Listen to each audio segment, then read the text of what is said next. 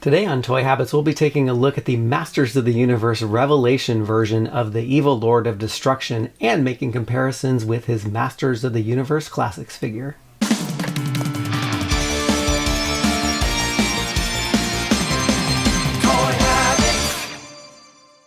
And before we get into the review, be sure to give it a like and subscribe to the channel so you can be alerted to the latest reviews, news, and episodes when they drop. Hey everyone, welcome back to Toy Habits, and today we are taking a detailed look at the Masters of the Universe Revelation Masterverse Skeletor figure, the man responsible for, no spoilers here, and we're comparing him to his Masters of the Universe Classics figure, so let's get right to it.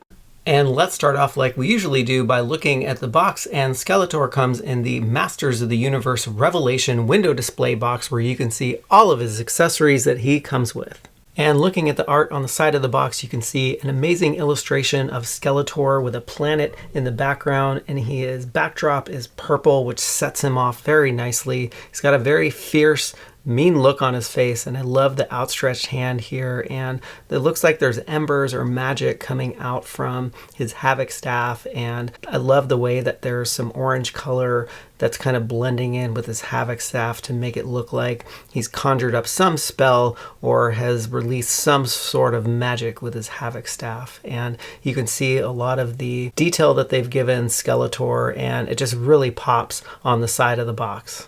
And quickly showing you other parts of the box, we have the other side of the box, which just has the name of Skeletor and his moniker, the Evil Lord of Destruction. And on the top of the box, we have the Masterverse branding. And looking at the art on the back of the box, we see another amazing illustration of the Evil Lord of Destruction, and he actually looks kind of pleased, and maybe it's a result of the magic or spell that he conjured on the side of the box, and this is the result of it. He's got a clenched fist that you can see here. There's some smoke coming out of the Havoc staff. And you can see this amazing expression on Skeletor's face with his mouth open. And I actually really love this shot and how it angles up and just makes Skeletor look larger than life. And we can't forget about Snake Mountain in the background. Such an iconic illustration and an iconic lair of Skeletor. And now that Skeletor is out of the box, we can take a closer look at his head sculpt. And so let's start with his hood, and his hood is very angular, and I really love the way this comes down across his forehead. It casts more of a natural shadow on his face, which you would expect Skeletor to have that look. And also his hood down here is very hollow, which again creates more shadows around his skull. And you can notice up close a lot of the texturing detail that they have in his hood, and I actually really like the way that this folds around his head and comes to a point in the back. Now taking a closer look at his skull, the way that this paint app was done, it almost makes the skull look green, or just it looks like it's rotting. It looks like it's a decaying skull, which I think is actually a really cool look.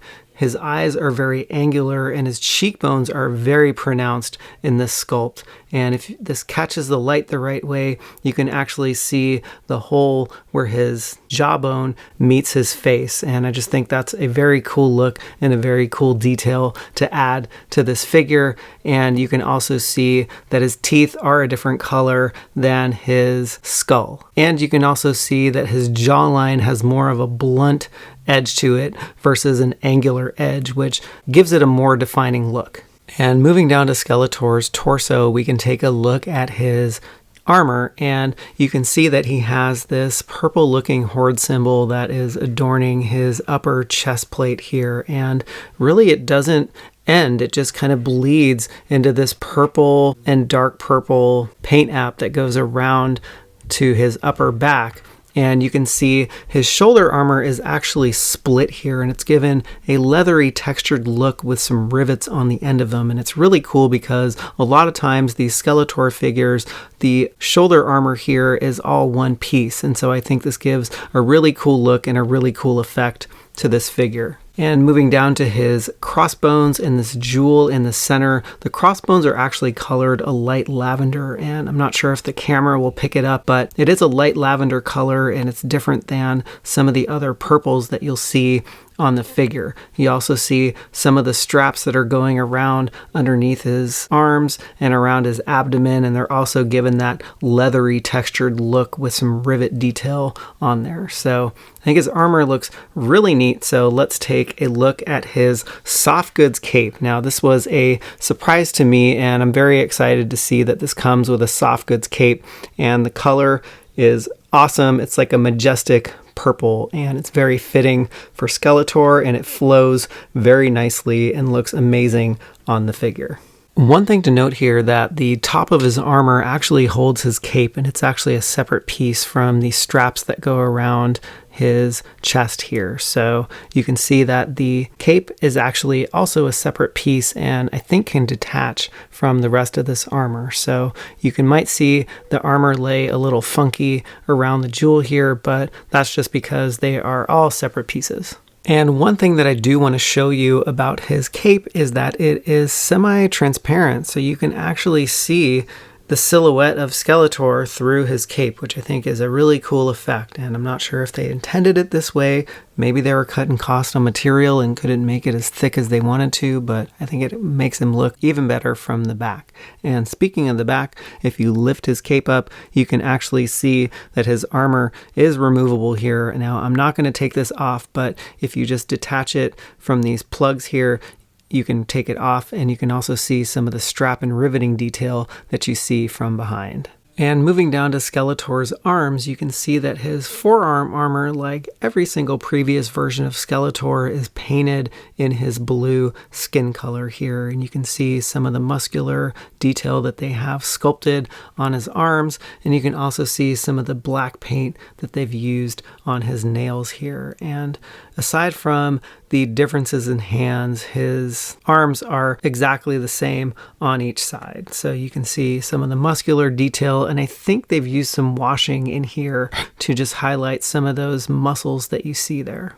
And moving down to Skeletor's loin armor, which sounds kind of weird now that I say that out loud, it's given a very splotchy looking paint app. And the result of this looks kind of cool, actually. It's just a black and purple washing that they've given the loin armor. And the loin armor actually goes all the way around to the back. And so typically what you'll see is loin armor in the front and in the back, but not on the sides. So I think that's a really cool effect and a really cool detail that they've added for Skeletor here. And you can also see his purple belt, which matches a lot of the purple details that you'll find on the figure. Now, I was curious to see if he had some furry underwear or shorts that he was wearing under this, and it's going to look really weird, and I feel really awkward doing this, but I'm going to lift this up just to show you. It's just a straight purple plastic underwear or shorts that he is wearing, and it's the same on the other side. So no furry underwear for Skeletor here. And finally, moving down to his feet, he is given the typical Skeletor shin armor. So not too much going on here, and it's just a basic shin armor sculpt that goes all the way around his ankle, and it is a part that's not really molded onto him up here, so you can actually see and kind of pull it away from here, which creates a cool effect for the feet and the shins.